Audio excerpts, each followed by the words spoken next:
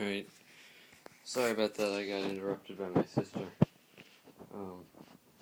Alright, so anyways, what I was saying was I hope I can clear up some confusion here about how the mechanism of this blaster, the fundamental principles of it, how it works. So a lot of people seem to think that this is either just basically, and I believe I can quote one user, a hamp in a stampede shell, or some other kind of blaster they have out there, but as far as I'm aware, there's no other blaster which uses this kind of a mechanism.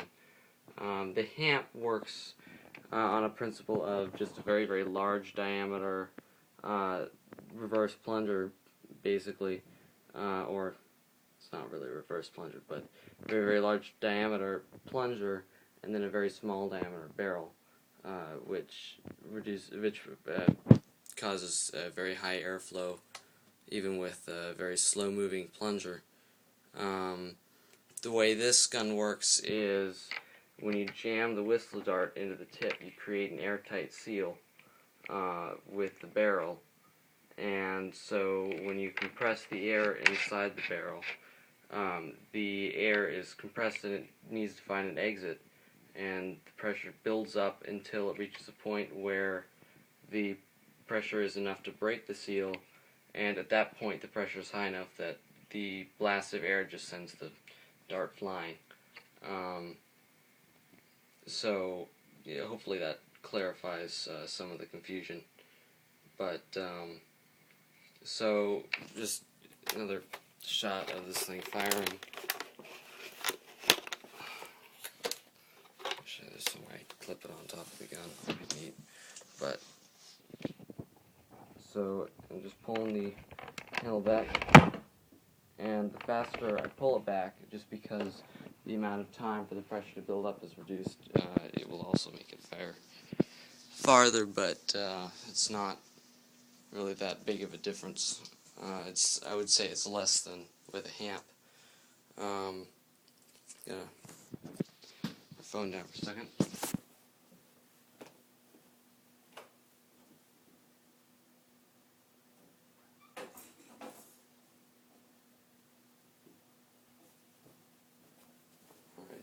Just as a demonstration of the lights on this, turn off all the lights. I just about eliminated all external sources of ambient light, and it's pretty dark in here, as you can see.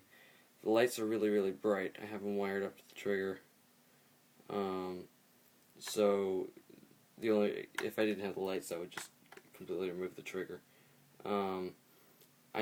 What I failed to mention in the write-up was that I spray painted some of the darts orange.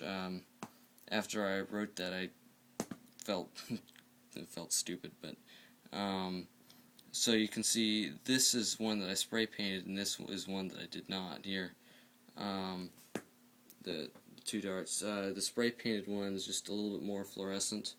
They react a little bit easier to the UV light. I don't think that the camera sensor really picks up on how bright the lights actually are, because of the fact that they are mostly in the ultraviolet range, which even if the cameras could detect,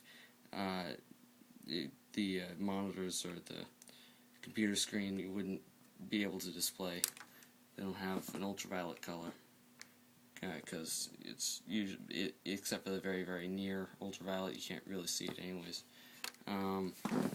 But a lot of this is in the fringe area and in the near ultraviolet. But basically, it's really quite bright. I can light up.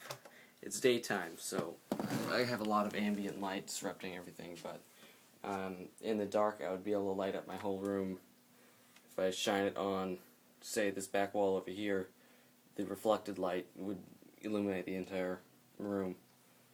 So I'm going to go outside next and do some distance tests, even though I don't really have the ground marked out, but